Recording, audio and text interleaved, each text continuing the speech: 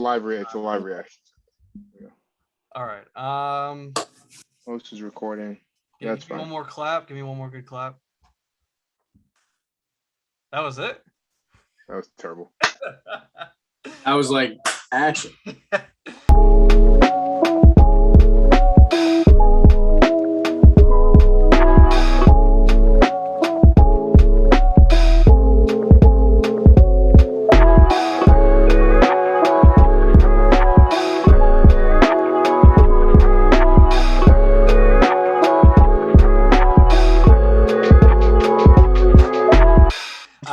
Pinz and Pete show. I'll call this the first episode of season 2. That's how I view it. This is me, Lex Lumpkin. I'm here with 2 Pinz. I'm here with Slippery Pete. We're here. We have now filled the 2 vacancies in the league. We now have Nick, and excuse me if I'm mispronouncing his last name, Wallace. Correct. And then we also have the fabled Baron and Kyle. They've been their names have been floated around plenty when there have been the other vacancies. They finally have pronounced Baron and Kyle. What was that? You turned into a robot for a little bit. You're frozen. It's pronounced Baron and Kyle. Yep. Baron and Kyle. They are taking over what was formerly Team Anslacky. Nick Wallace is taking over what was formerly Team 3. All that really matters with that is where they're going to be in the division, because we are here, of course. If you're watching the show, you probably know we're doing a dispersal draft. Just a quick recap of what that is. We are taking the assets from both teams, so that's all players, all picks. We're putting them into one pool, and then these 2 teams, they're going to just draft one by one. We're not going to do – I talked to George. I don't think we're going to do snake style. I think we're just going to go one pick at a time until we get it. So I've counted up. We have 76 total assets available. That's 45 players. That's 31 picks. The breakdown goes, Team 3 is, again, not that it really matters, but Team 3 is contributing 45 assets. That's 24 players, 21 picks. Team Wallace, I guess. And then Team Baron and Kyle, they are contributing 31 assets. That's 22 players. That's 9 picks. So I have put together a document that has all the players, all the picks available. I have one that's by position rank. It's kind of subjective. I just kind of quickly put it together. And then I also have a tiered big board of the players and then also the picks. So I'm going to go ahead. Or actually, let me start with you guys. It's been a couple weeks since we've been on. Slippery Pete, I don't know if you want anything, if you got anything you want to say. Yeah, I got a couple things. George, did you and Joe do any celebration of any sorts? Any Disney World trip? Any celebration, or just head down right into preseason research for the draft? We didn't. Joe and I obviously didn't do anything. I saw players celebrated a little bit. Cooper Kupp celebrated by going off last Sunday. Stephon Diggs celebrated against the Patriots a couple weeks before that. Patrick Mahomes is also celebrating by going to his 4th straight AFC Championship. So I think the players loosened up a little bit and were able to get out there. But Joe and I, obviously, getting that deep into the playoff puts you a little bit behind on your draft prep. So yeah, we had to get right back onto the grindstone. Didn't have time to do any of that stuff. So, but yeah, I figured it was right back into the grindstone for you guys. Other than that, I just gotta say, fuck Untitled. I'm glad he's out of the league, and I'm excited about this new chapter in Friends Who Gamble. I will say I have not actually delivered the news to him yet. I think I'm going to go forward with the strategy of just seeing how long it takes him to kind of notice. I think that'll be kind of funny, and I think it's kind of harmless because I don't think he really cares either way. So we'll see if he can figure that out. George, you already kind of gave an answer with your reply to Slippery Pete, but I don't know if you have anything else that you want to say. You are the reigning champ. You're back on the show again. Yeah, I mean it's when's the new league year roll over? Did we start that? I think it'll technically be after the dispersal draft, because I think the way that I see it, once we get those teams situated, they get their team, their asset, their roster, whatever, then we can just open up the trade market.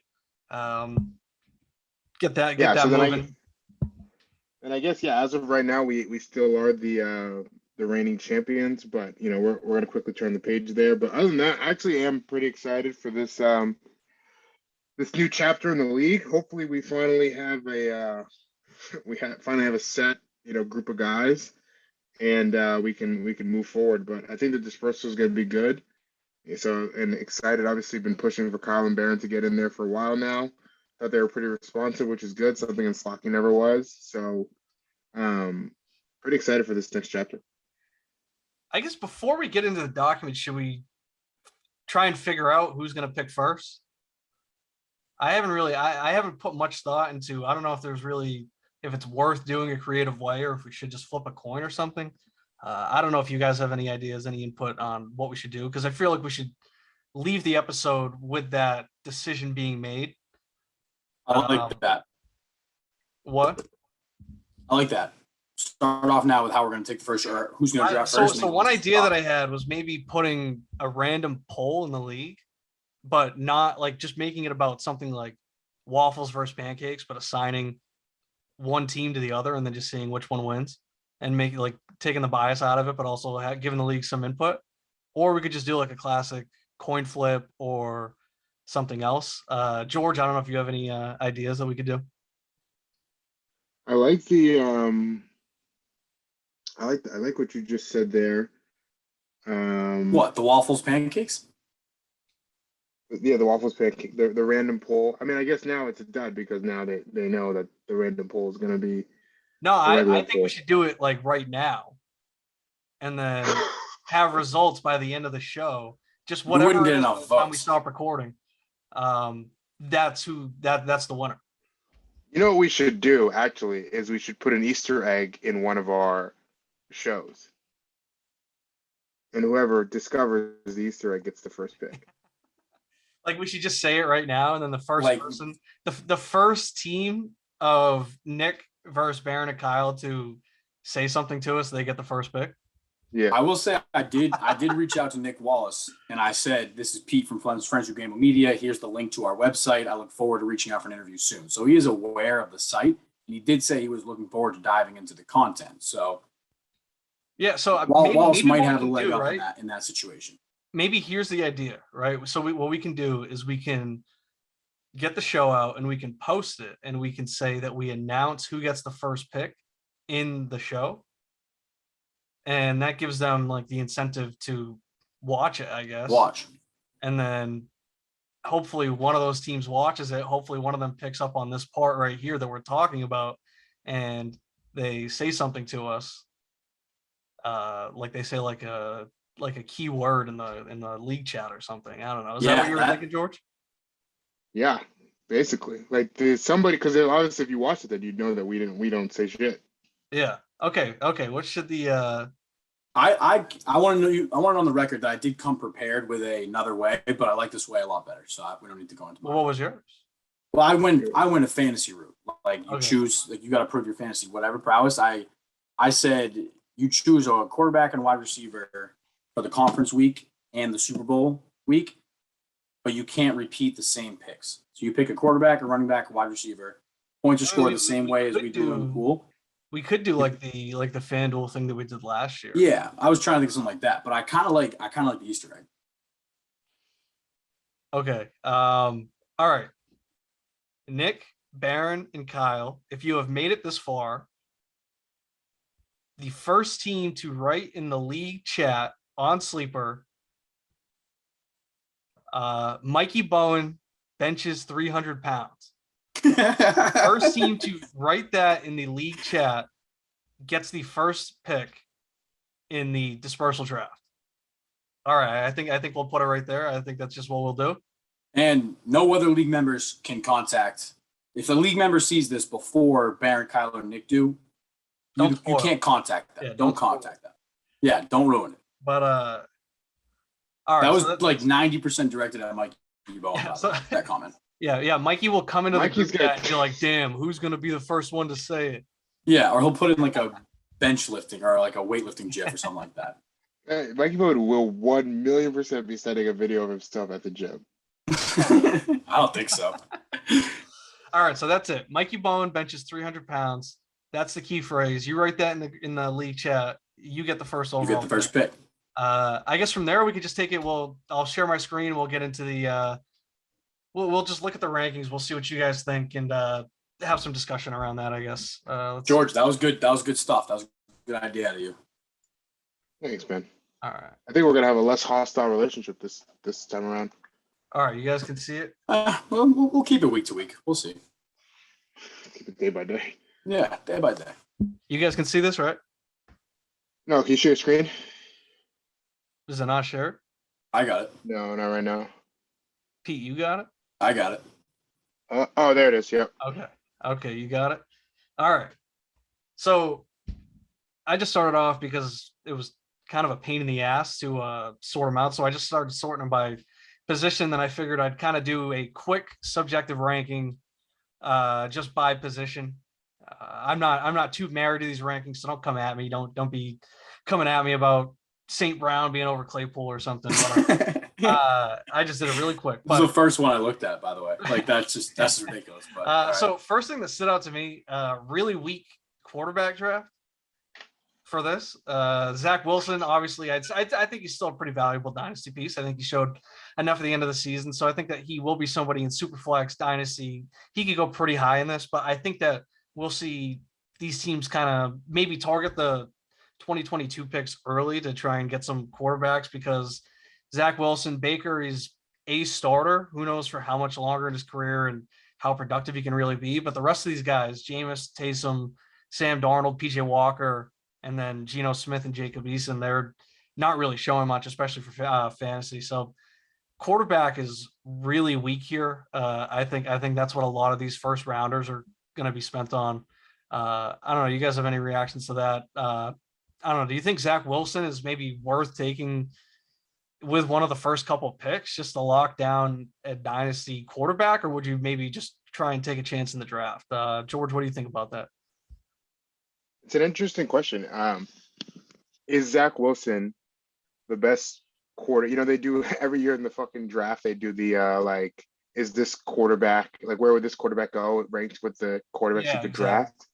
Because Zach Wilson, the best rookie quarterback compared to the quarterbacks coming out, like would you rather have Zach Wilson or Kenny Pickett? That's going to be what these teams have to decide between. But I don't know. I don't know. I'd stay away from Zach Wilson. I don't want any parts of the Jets. Yeah, that's kind of the thing. I mean, he did look pretty good, I guess, in the last couple of weeks, but that was one thing, even for my own personal gambling, I kind of looked at that and I said, Sam Darnold would always do the same stuff. He'd always go off for the last month and kind of give these Jets fans some false hope going into the next season, and then he just blow it again, and then he'd go off the last 4 weeks. Pete, you're a team that's rebuilding, so you're kind of in this mindset. If you were in this spot, what would you do? Would you rather have a first rounder? I won't name a pick, just a first rounder, say maybe 1-1, 1-4, 1-5 to spend a quarterback on, or would you rather take Zach Wilson? I'm not. Well, first of all, I will say I love what we're doing here with this dispersal draft. It's going to be electric, and I seriously can put thought into about joining it this week. But I'm not going 1-1 or Zach Wilson. I'm taking Tyreek Hill with the first pick, without question. Actually, no. I'm saying, like, would you rather have one of these first rounders 2022 or Zach Wilson? Like, I'm talking George. about... All right, George. Just because I didn't understand the question, don't start fucking giggling over there. Don't start fucking giggling over there. Kieran's trying to moderate a discussion and fucking Alex like, listen, I got a fucking point I want to make. I mean, no. I will not argue that. I will not. I'm prioritizing. I would rather have Tyreek. I'm not even taking a quarterback in this draft, probably. But would you rather have Zach Wilson or one of these quarterbacks? Like, if Zach Wilson was in this rookie draft, would you change that stance, or would you still go no quarterbacks? I would still go no quarterbacks. Based off what I saw from Wilson this year and the Jets, I'm not going to build my new dynasty team off a dispersal draft around Zach Wilson. I just can't do it. I'd rather take the first round pick or whatever and get Kenny Pickett, or maybe even go a different direction and look to try to get my quarterbacks maybe next year or the year after that. Because these guys, they're drafting into a rebuild. Like, none of these teams are going to win now. So it's like, I'm not putting any stock in Zach Wilson. So I think one of the interesting things too is So the second pick is Simcoe, right? He has your pick, Pete, and then I think he's got mine. I think Igor and Talon, they have the third pick. So I think those are guys that they're definitely going to be targeting running backs, or maybe one of them really likes one of the top receivers, but I don't think they're going quarterback there. But No. I do think that now the dynamic of the draft kind of changes because, I don't really know because I don't remember what you did with the first 6 picks in your mock drafts, but with 1, 5, and 6, I wouldn't be surprised now if those are spent on quarterbacks just because of how shallow this is, and you do have to get a quarterback. So I think at least 2 of those picks I would assume are going to be used on quarterbacks, and then who knows? But I was thinking that maybe in a lot of drafts, quarterbacks would maybe drop down. But I think in because of how this is playing out and what picks are available, we might see quarterbacks now go earlier, which I think makes the rookie draft interesting because I think that there's budding value on these later picks in the first round. But what strategy would you take, KB? Like where position wise? Like where are you going? Are you going after the picks? Are you going after the wide receiver pool? Just highest value asset. Well, so if I were going in the dispersal draft, what would I do? Yeah. Are we talking quarterbacks, or are we just talking like if I had like the first pick right now, who would I take? Yeah. I mean, I would definitely go Tyreek Hill. That's what you're asking? Yeah. All right. Then I go Aaron Jones. Yeah. You'd go Aaron. Just what? Oh, what are we just gonna like mock draft? Let's go 3 real quick. Hold on. We'll get to that. Right. So running backs, I think that there is some interesting depth.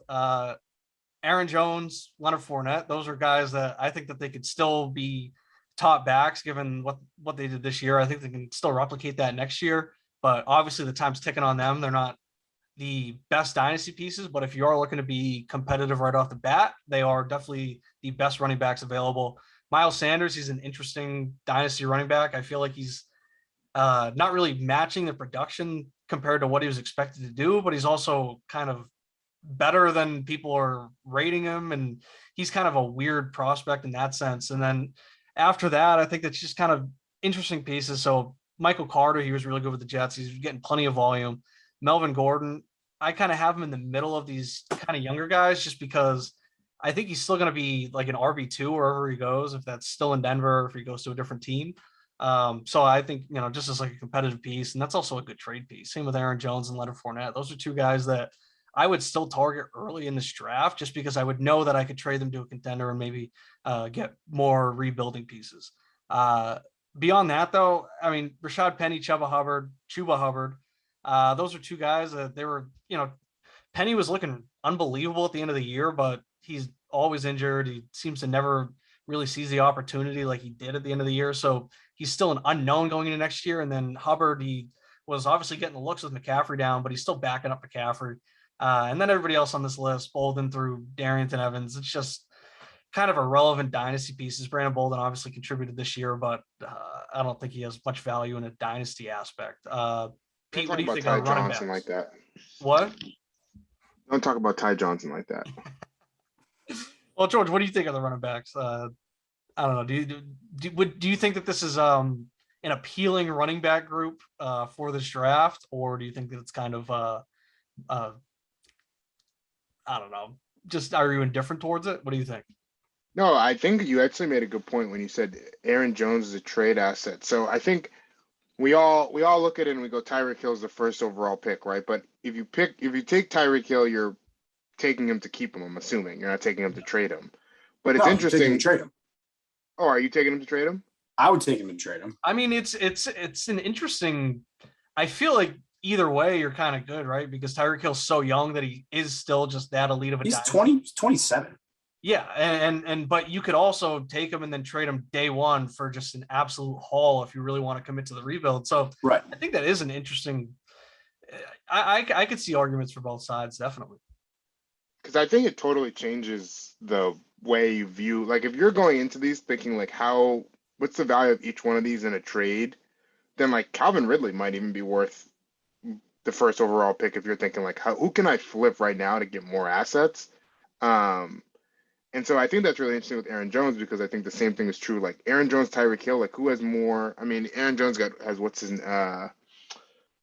Dillon. AJ Dillon. Yeah, AJ Dillon nipping on him. So it's just interesting. I think from that perspective, to your point, just who you're going to get and flip. I think other than that, yeah, the running backs don't have a lot of there's not a lot of depth here, so I think you're just I think these will probably be some of the later picks taken. I mean, these are just kind of fill out your roster type guys. I would take a shot with Michael Carter. I would. I think I would take a shot with him. I mean, the LaFleur. Yeah, I could see the top 4 guys, maybe top 5 with Melvin Gordon, just because he is a very playable piece. I could see them going, fairly early. I guess once you factor in the picks, they'll probably go later in the draft. But like Carter, Gordon, yeah, those are still decent pieces. But the rest, like Penny and then Hubbard and then everybody else, it's like, those will definitely be, middle to end of the draft picks for sure. Mm-hmm. I feel like that's kind of that on running backs. I think things do get a little more interesting once we get to the wide receiver. Obviously, not a little more interesting. That's the only where the interest is, I think. Yeah, I mean, it's receivers and picks. Yeah, it's by far the deepest position. One, there's just the most players in this category, and then also I think there's the most roster-worthy depth, I guess, as well. Obviously, there's what we think is probably the obvious first overall pick, Tyreek Hill, Calvin Ridley, who's sneaky old. Isn't he like 27 actually? No, he's like 24. No, he's not. I don't think. Hold on. And George, by the way, you did say Calvin Ridley was a draft and trade now piece. I think that couldn't be more false, right? Like he's 27. Totally according to Sleeper, Calvin Ridley's 27. He's 27. Yeah. With an uncertain future in the NFL, I mean, I think he'll get traded, and I think he'll start feeling all right. That's just my opinion. But so those are the 2 veterans that I think are very elite. Obviously, Tyreek Hill is like wide receiver 1, but Calvin Ridley is also in that wide receiver 1 category, top 15.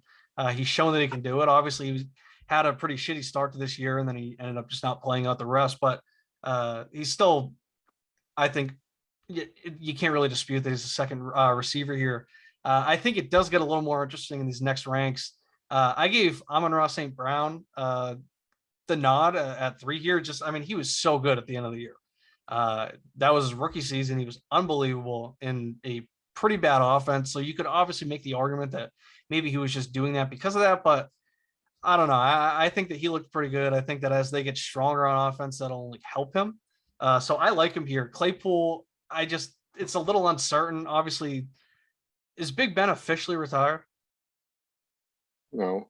So, I think he's probably done with the Steelers at the very least, or it's just weird that they did all that kind of celebrating. But Big Ben thinks people care way more than they do about his retirement. Sure.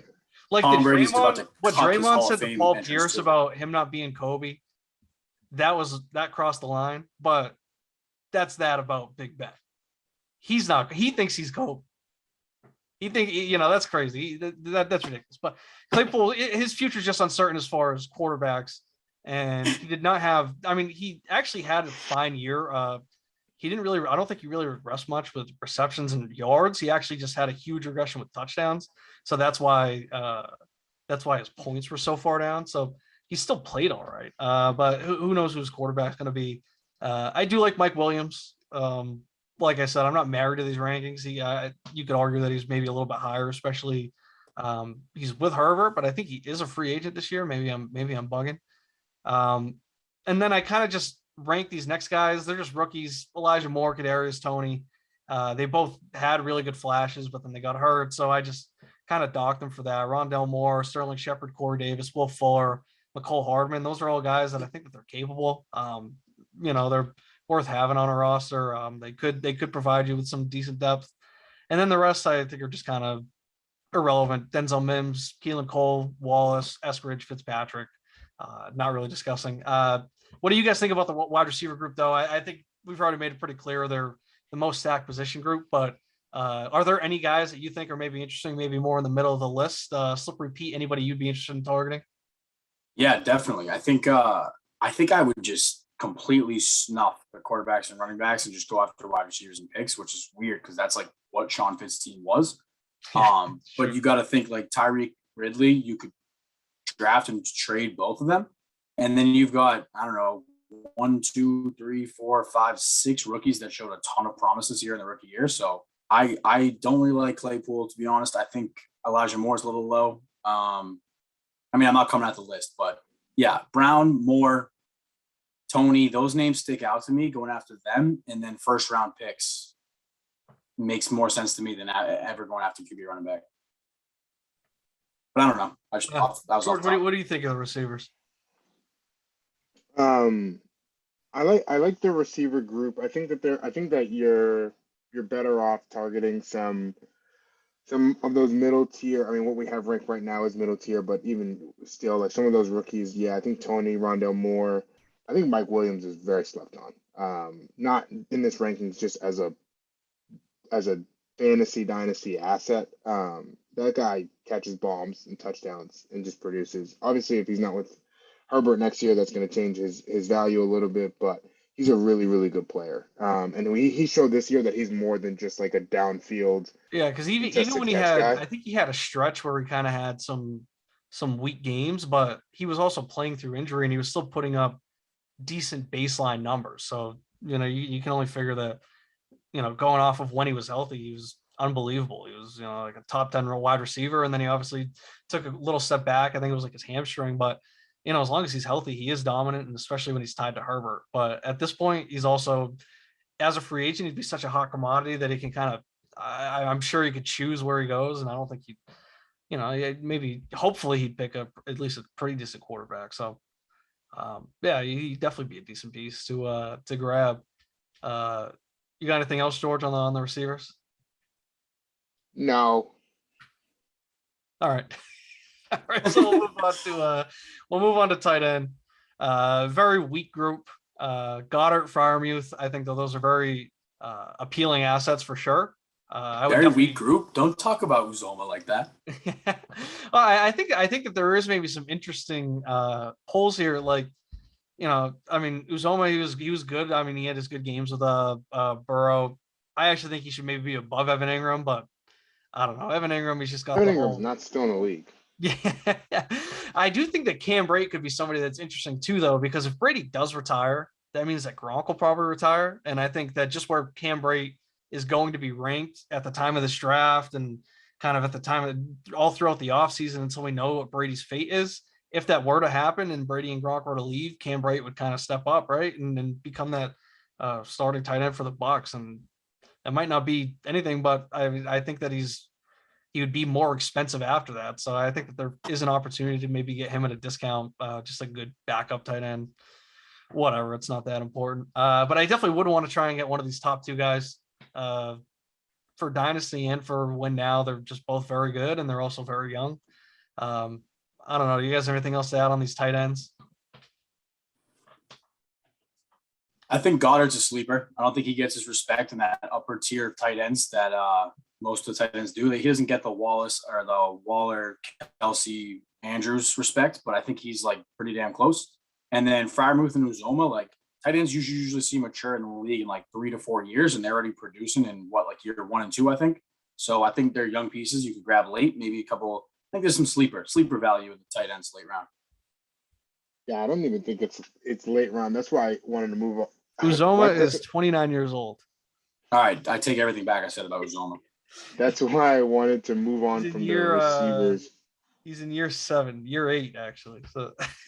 Well, Freiermuth's year 1 out of Penn State. I know that. And Goddard's like probably top.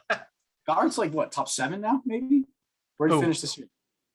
Who, Goddard? Yeah, no, for sure. That's what I'm saying though. Like, I definitely want to get one of these top 2 guys. If I'm trying to build a team and you got to get a tight end, right? I definitely wouldn't want Evan Ingram to be my tight end 1. So I would want to make sure, and I'd maybe put a premium on tight end just because of how thin the depth is here from a good starting tight end, angle. So I'd definitely try and grab one of these 2 guys, and I'd maybe be willing to reach, especially for Goddard. But yeah, there's really not much to add on the tight ends. So we'll just get to George has something. There is. Oh, what'd you get?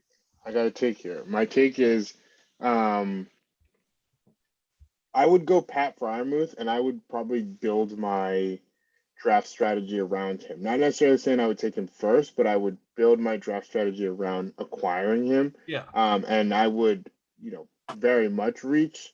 And my thinking is this: I'd probably go Fryermuth, and then I would probably attack the running backs, like try to get one of those like Aaron Jones or Michael Carter. And my thinking is essentially like the receiver depth has just gotten better and better year over year. Like it's just every year there's three or four guys, rookies that are going to come in, they're going to be productive right away. And the market's so oversaturated that like I agree with you guys, you can trade Tyreek Hill and Calvin Ridley, but if you look at everybody's roster, like they probably have at least two receivers on their team that they like. Even I do. Yeah, and then the price, even at the price, if they're like, well, I have a pick, I'll just take Mechie, or I'll just take, one of the receivers coming out this year. Tight end is an impossible position to get, and like you just said, there's what three, maybe five like reliable tight ends, and everybody else is bad at the position. And even still, like year over year, how many good tight ends come out in the draft? So I think if you get him, he's a piece that you can keep on your roster for the entire rebuild. So it's not like by the time you guys, your team's good, he won't be available anymore. So I think he's actually a pretty good cornerstone piece where you can actually build your roster from that standpoint and be like, all right, I have a tight end position. If he ends up being good, I will be better than 90% of the league at this position for a long period of time. And then I think that he can be like a Hunter Henry type tight end on your roster, right? Where, like, look at my roster. I have Hunter Henry, and then I have Kyle Pitts, and then Gronk, of course, too. But there were weeks where Kyle Pitts was just kind of slumping, right? He's a rookie. He's also with no Calvin Ridley. He was like the only passing option in that offense. Obviously, Cordell Patterson too. But there would just be matchups where it's like, I really shouldn't start him. So I knew that I could start Henry, and I knew that I would get like a decent baseline of points from a tight end, which would be what, like 8 to 10 points, maybe, I guess, especially with the touchdowns he was getting. But I think that's something that Freiermuth can do, right? Is if he's your first tight end, then you're probably doing all right. And if he's your second tight end, then you're probably really good at that position. So I agree with that, George, that I would definitely be looking to, like you said, reach on them and get them and just make sure that you have that cornerstone at tight end, and then just kind of focus. But I think you're totally right about the receivers. I'm looking at Tyreek Hill and Ridley, and I would definitely want to get one of them just from a dynasty standpoint, and then also the possibility of trading them for a haul for sure. But when I'm looking receiver, right, I'm kind of thinking too, these like second round picks, the second pick, the fifth pick, even the first pick of the third round, you can still get decent receivers there. But then you also factor in these late firsts with 9 and 11, and then you get 6, 5, 4, and 1. I mean, there's so many opportunities to take receivers that I would want to grab one of these top guys, and then I'd probably try and snag some of the depth in the middle, like the Moores, the Tonys, and Williams too. But there's definitely plenty of ways to get wide receivers. So I agree with that strategy. But yeah, we'll stay on the picks there. So there's half the first rounds available. 1, 4, 5, 6, 9, 11. If you guys are in this, where do you rank? And I guess maybe we can get into it. So we've seen everything. We see all the picks. I'm just going to switch over to my tiered big board. And I feel like that'll open up the discussion a little bit more. So I just kind of, I didn't really, I was talking to Slippery Pete before the show. I figured it was maybe too hard to start working in these picks. But if you guys are in the draft, obviously 2-man draft, we'll say it's Pete versus George in this draft. When would you guys be looking to take 1-1 as an asset? George, I'll start with you. That's this year's number one overall pick. Yeah. We'll just talk 2022 picks right now. 2022 pick. I would take 2022's first overall pick. Assuming Tyreek goes 1 and Aaron Jones goes 2, probably in that 3, 4, my third or fourth pick. So, I guess that'd be my second or third pick. My second. Pete, what do you My think? second or third pick, yeah. I think if I'm in the draft, I'm not going to be the first person to take a pick, but I'm going to take one after he takes one. And then it kind of depends on what position you're going after too. Like I said, forget the quarterbacks. I'm going after receivers. George said he doesn't really care about the receivers. Might build with running backs and tight ends. So I might let him take those picks, get the players, draft and trade, and then as he takes 22 picks, I might go after 23 and 24 first rounders. But I'm not. I think both teams are going to need to rebuild at quarterback, and this isn't the draft to do it. So I'll lock in maybe like 6th or 7th. Yeah. I mean, so the way I see it, right? And so these tiers, I'm not ranking them within the tier. I'm just kind of keeping them grouped by their position. But I mean, I feel like you almost got to try and get Zach Wilson. I know. Why are you so high on Zach Wilson? Because I'm just looking. I mean, because look at these quarterbacks that are available just here, right? So first of all, you got to get a quarterback to play this year, right? Just somebody to start. So Zach Wilson's like the only person that's actually a player available in this draft that has somewhat of a future, I guess, at least from a dynasty standpoint. I got Baker all the way down here. I don't love that. I wouldn't. I don't really want Baker Mayfield on my team. I don't know how you guys feel about him. Would it be too much, KB? Would it be too much to live draft a 3-man draft right now with this? Like maybe the first 5 picks? You and George. Like we can loosely do it, right? I mean, before that, I would just say to your point, KB, yeah. I think the one thing that you might be discounting a little bit is like when we talk about trading, it's very interesting about like what is your long-term strategy going to be, because I know like in another league, Igor went super win now, and his quarterbacks were like, I mean, Stafford ended up being a good pick, but like Stafford, your Kirk Cousins, like there are definitely guys in this league that have not young quarterbacks, like those like middle tier guys. Like, could you trade for a Tanny or something with one of these higher assets in that package deal? That's true. And you can get one of those mid tier guys who put up like decent fantasy numbers and just be like, I'm a bridge it until I can figure it out. So I think if you're thinking like you and you're like, I need to build like my true dynasty team, I think Zach Wilson becomes a top tier asset. If you're thinking like, if I can move Reek and I can get a pick and Kirk Cousins, or I can get a player and Derek Carr, then you might be thinking I can rebuild that QB position in a different way. Yeah, I mean, I really only have him ranked so high because of scarcity at the position in this draft. Because, like I said, the next best available quarterback is Baker Mayfield. So, if you like, obviously, George, right? You're totally right. We don't really know what their strategies are going to be, and somebody could be taking Tyreek Hill and saying, I'm going to do this because I know that I'm going to be able to get this, and this, and then, like you said, throw in like a Tannehill or Kirk Cousins or something and make things a lot more interesting. But yeah, just kind of based off of what we see and who's available, I kind of have to put Zach Wilson in this tier too, just because if you're looking to claim a quarterback right off the bat, he's by far the best one available. But yeah, I mean, I just feel like Tyreek's in his own tier as a player. I think that kind of goes without saying.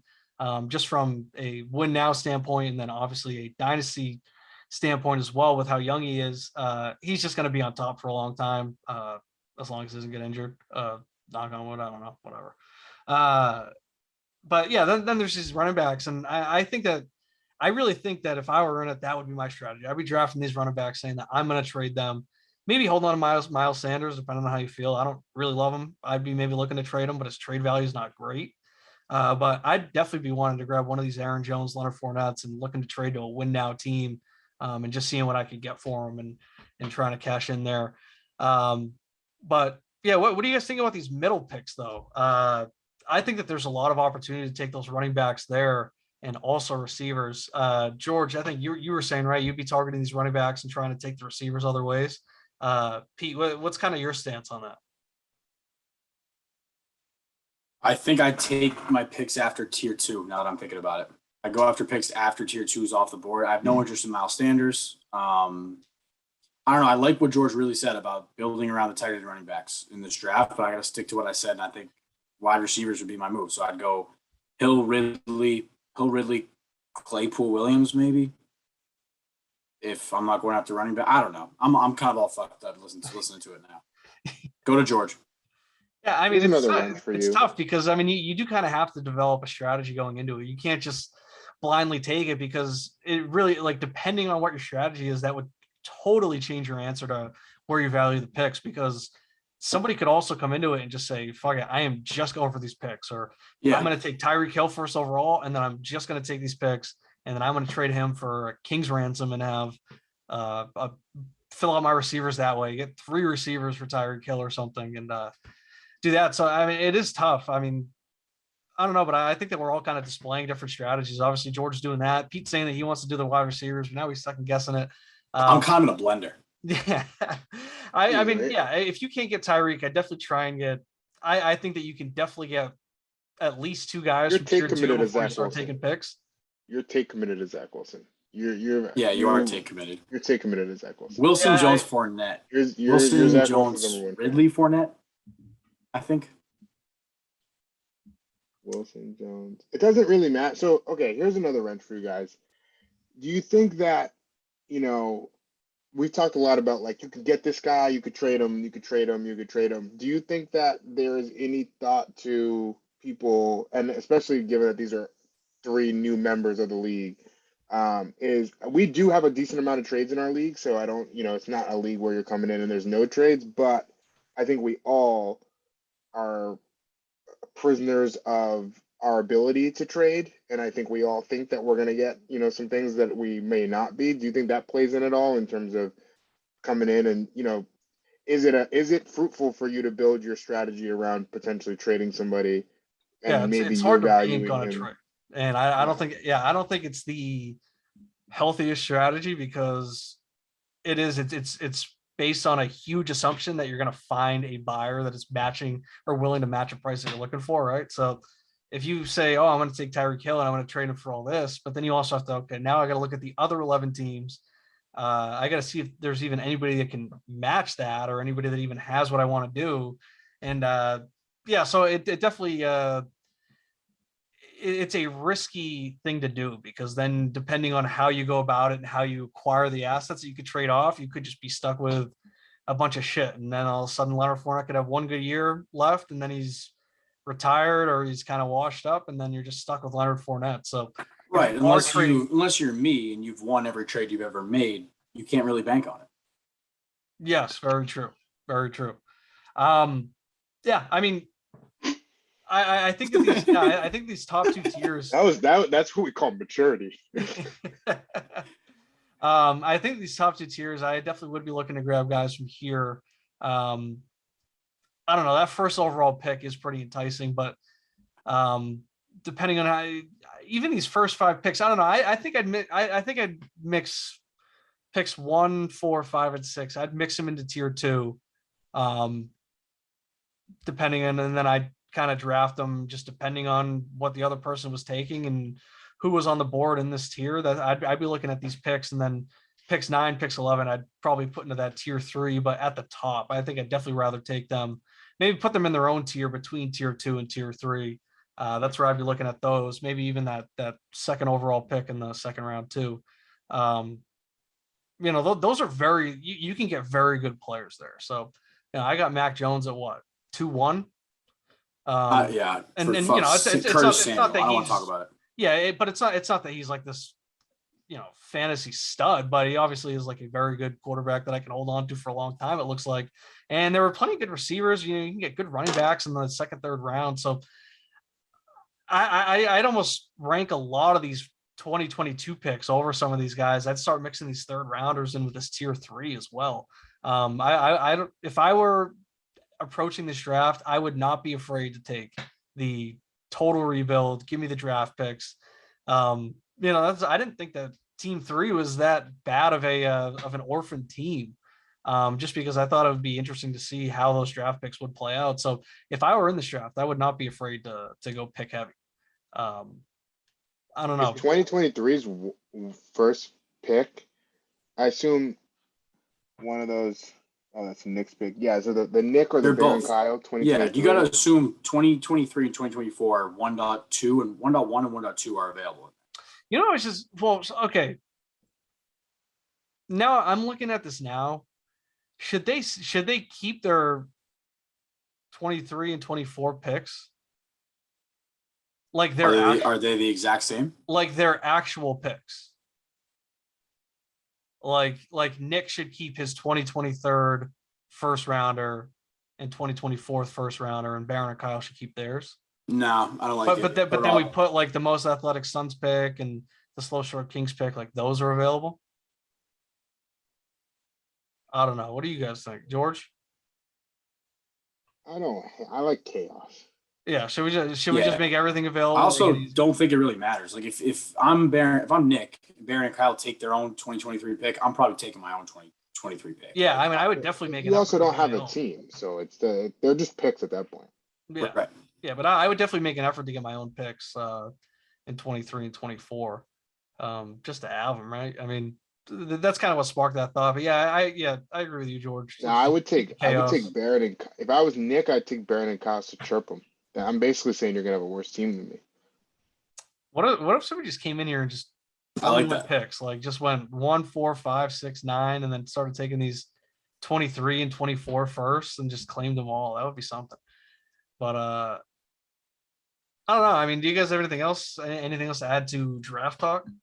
I got one more question for you guys. If 23's 1.01 is Bryce Young, does that change the value of that? Does that change the value of that tier? Is that now a tier 2 asset? Isn't Young 2024? Is he 24? What was he? I think he was on the team last year. I think he was a true sophomore. Nah, I think he's freshman this year. Let's take a No, look. he was on the team with Mac. He was Mac's backup last year. He's gotta be a true sophomore or a 2023 redshirt. draft. 2023. I think him and I think Stroud was a true freshman, so Stroud might be 2024. But anyways, if 1.01 is Bryce Young, does that change your thinking? Does that become more valuable than some of these 22 picks, given that it's a quarterback? Yeah, I'm You glad have to you wait a brought that year. up because I think you're right. Because if you're in this, how good of a team can you really draft, right? How competitive can you really be? So maybe there should be a higher price on these 2023 picks because you just got to figure that if you're in this draft, it's probably a lost season because you're just splitting the assets of two really bad teams to begin with. So you got to assume that those are going to be top 2, 3 picks. So yeah, I think that those 23 picks become, what were you saying, George, a tier 3 asset? No, tier 2. True. I'll take Yeah. 2023 1.1 Young over Fournette, over Sanders, over Brown, Yeah, no, that's Claypool, true. Williams, Goddard, and Fireman. Yeah, no, that's true. Yeah, because I mean, like we were saying, if you're committing to that rebuild, then you got to figure you're going to be there, and you're also just going to be prepared to lose this year. And if you do that, then go right ahead and take that 2023 first overall pick. I think that it definitely would skyrocket. That's a good point. And then it's I Nick also and it's have Baron and my Kyle. I mean, if you can grab 2023 first, by the way. what's that? I have my 2023 first too. Oh, that's true. So it's like there's no guarantee you're going to get 1.1. Unless the serial assaulter decides to play, then you're out of it. Yeah. Well, I mean, I might not choose to start him. I don't know if I endorse that behavior. I got to make my own ruling for my own team. Sure. That's true. We'll see. We know how slippery Pete feels about that kind of stuff. So I think we'll see Deshaun Watson on the field. Yeah, I mean, all of a sudden you could be targeting with two picks in a row, getting that Nick pick and that Baron and Kyle pick. And then you could end up with possibly 2 top 3 picks. And You could maybe, I'd say at least 2 top 5 picks, but I think you could very well be 2 in the top 3. So you could grab, like you said, KB, you could grab Nick 2023, Baron and Kyle 2023, Nick 2024, and Baron and Kyle 2024 right off the bat and have 4 picks in the top 3 for the next 2 years. Yeah. But then you're really in it for the long haul. Because if that's what you're using your first couple picks on, then your team's going to be absolute dog shit. All right, then go Ridley or Hill. Ridley, Hill. Yeah, Fireman, like I mean, if I had the picks. first pick, I still think I'd take Tyreek, and then I would just maybe I'd start just loading up on those picks. But then if you do that, maybe don't take the Baron. Like if I'm Nick, right? I get first pick, and I take Tyreek, and then they take Jones. Even if they take 1-1, I don't care, right? Give them 1-1. Then I go like 1-4, and then and then I'd just start maybe try and get that 1-5 or 1-6. You'd be guaranteed that, and then I'd start targeting the 2023 Nick first and the 2024 Nick first, and doing that. I mean, but if you're doing that, then you're giving away better players to them, and you're making their team better. So maybe their pick becomes less appealing, and maybe wait on that. But It's a very interesting draft. Yeah. Very interesting strategies. I don't know. Is that kind of it for draft talk? I feel like we're running pretty long. Yeah, that's pretty good on my end. George, Yeah. you got anything? I will say trade market is hot. I've fielded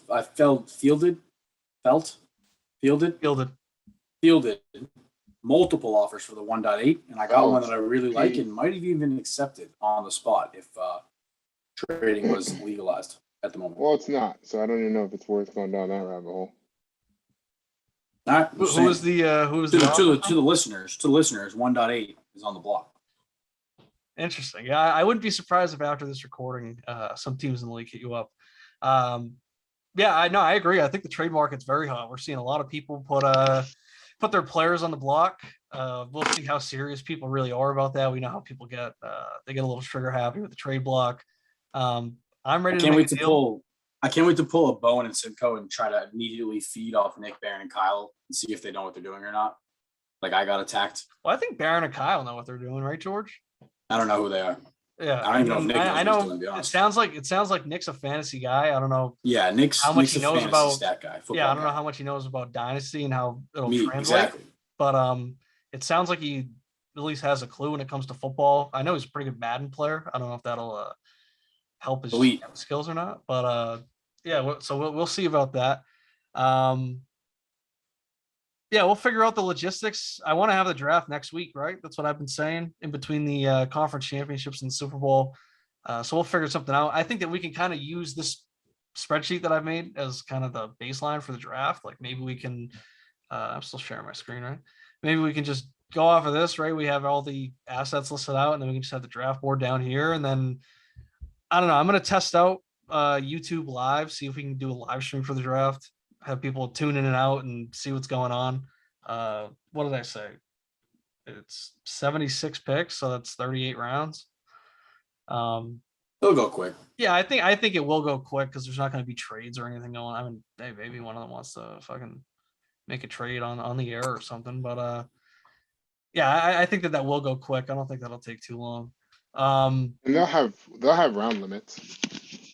Yeah. I think that maybe we won't be too strict with it, but it'll be like a gentleman's thing. Could I trade into the draft? No. Let's just leave it these two teams. Let's just let them have trade Nick a player. Let's just let them get their roster. To take his pick in the dispersal draft. Let's just let these guys get their roster, and then we'll open up the trade market. Yeah, let's not meddle with it too much. I appreciate the idea. All right. Just get in the draft. It seems like you're itching to get in the draft. It does sound like you're itching to get in. I've been thinking about it all week. I feel like the door is closed. Yeah, I feel like you have to it's not worth it for me. You either have to pick now, you have to declare right now, or you're out. You're not doing it. So I'll give you this opportunity. Mikey Bowen can bench 300 pounds.